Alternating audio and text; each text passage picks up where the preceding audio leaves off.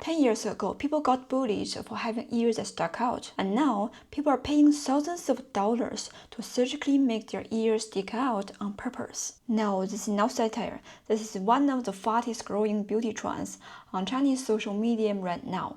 Elf ears. You probably already seen this famous pick-me-up girl before, and did you notice her ears? These are the elf ears, and the logic behind it is honestly insane. The bigger your ears look, the smaller your face looks. That's it. That's the trend. So now influencers are injecting filler into their ears, tapping their ears while they sleep, even implanting silicone into their ears. All of this to achieve the illusion of a tiny face. And the craziest part is, these elf ears are exactly the same ears used to get people bullied in school. So, if you spend enough time on Chinese apps like xiaohongshu or Douyin, you will eventually fall into the elf ear rabbit hole. Girls post tutorials, before and after photos, surgery diaries, recovery updates, all teaching you how to achieve the perfect elf ear. And the idea is surprisingly simple. Doctors increase the angle between your ears and your head so your ears flare outward more visibly. So in medical terms, the normal ear-to-head angle is around 30 to 40 degrees. The trend pushes it closer to 90. Station in normal human language, turn flat ears into slightly protruding ears, so your face looks smaller by comparison. That's it. It's basically optical illusion engineering. Check this influencer. In her before photos, you can barely see her ears from the front, but after the procedure, her ears suddenly pop out from the sides of her face, and somehow her face magically looks tinier. The ironic part is 10 years ago, these ears were considered unattractive. I still remember classmates being mocked in elementary school for elephant ears. But now the same feature has been rebranded as ethereal, useful, and feminine. So let me give you a tip when you want to do some treatments. Wait, maybe your insecurity just needs better marketing. And here's the craziest part. The ears themselves are never the problem. The entire purpose of the trend is to save one god. Small face. Everything revolves around making your head look visually smaller. Not healthier, not happier, smaller. That's it. Because online, a big face is associated with aging, and aging, especially for female influencers, is treated like social death. Your appearance is your currency. Your face literally affects your income. And of course, influencers will tell you it's totally safe. Quick procedure is non-invasive, and it's just a lunch break beauty treatment. Because apparently turning yourself into Douyin the elf is not considered low maintenance. And some girls don't go straight to surgery. There are makeup tutorials dedicated entirely to creating fake elf ears using tape.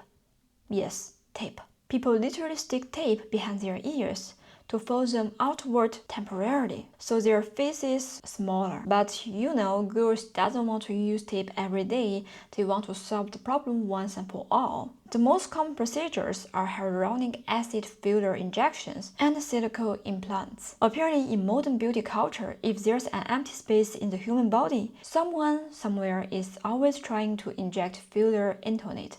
Lips, filler. Chin, filler.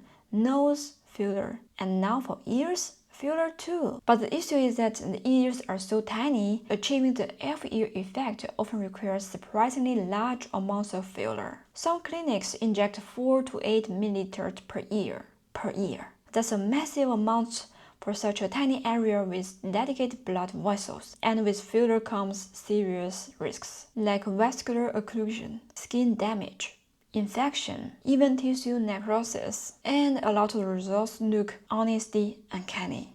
Because overfilled ears can become swollen, shiny, almost translucent, like overstretched balloons. Some people online even joke that the ears look like they were about to pop, which is horrifying, but also kind of accurate. So how to get permanent results? Well, welcome to the next level of human creativity. Silicone ear implants. Yes, fake ears. Humanity truly continues to innovate in the most unpredictable directions. We've had breast implants, nose implants, chin implants, and now designer ears. And there's one woman shared her experience after getting silicone elf ear implants 7 years ago. She said she couldn't sleep properly for 3 months because of the huge pain.